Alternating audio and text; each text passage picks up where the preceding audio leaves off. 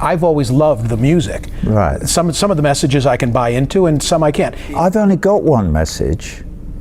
Two strangers passing in the street, by chance two passing glances meet, and I am you, and what I see is me. That is my message.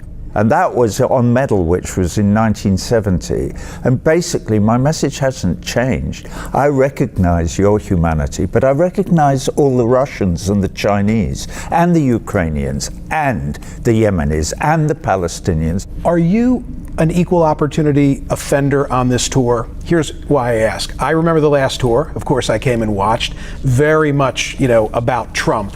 And in the current show, you've got a montage of war criminals, according to you, and a picture apparently of President Biden on the screen, and it says, "Just getting started." What's that all about? President Joe Biden? Yeah. Well, he's fueling the fire in the Ukraine for a start. That is a huge crime. Why won't the United States of America encourage Zelensky, the president, to negotiate, obviating the need for this horrendous war that's killing.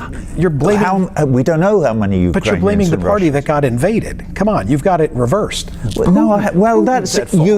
any war. When did it start? What you need to do is look at the history, and you can say, well, it started on this day. You could say it started in 2008.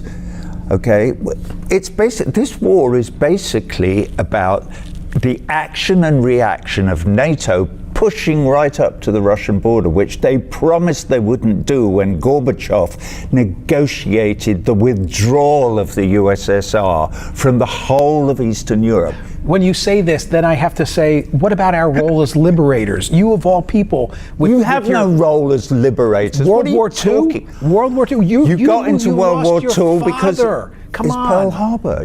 Pearl Harbor. You were completely isolationist until that sad, that devastating, I would argue we were always going to get in, and that pushed us in. But thank God the United States got in, right? You lost your father in World War II. Thank God the United States.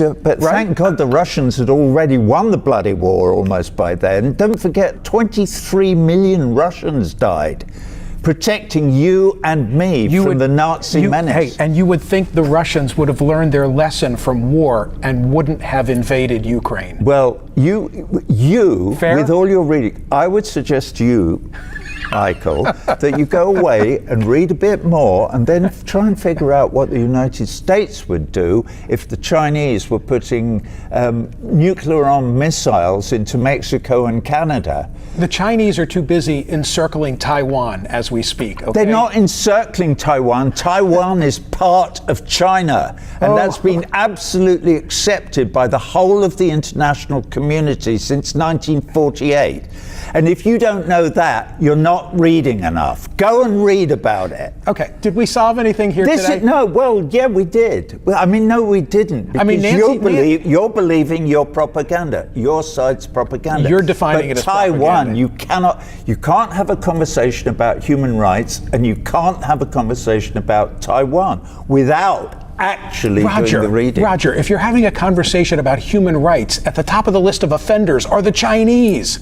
Why is it always the Western world? At the top of your list. Why is it always the Western world? The Chinese didn't invade Iraq and kill 1 million people in 2003. In fact, as far as I can recall, hang on a minute, who have the Chinese invaded and murdered, slaughtered? Their own. Bollocks. Okay. That's absolute nonsense. Complete nonsense. You should go away and read.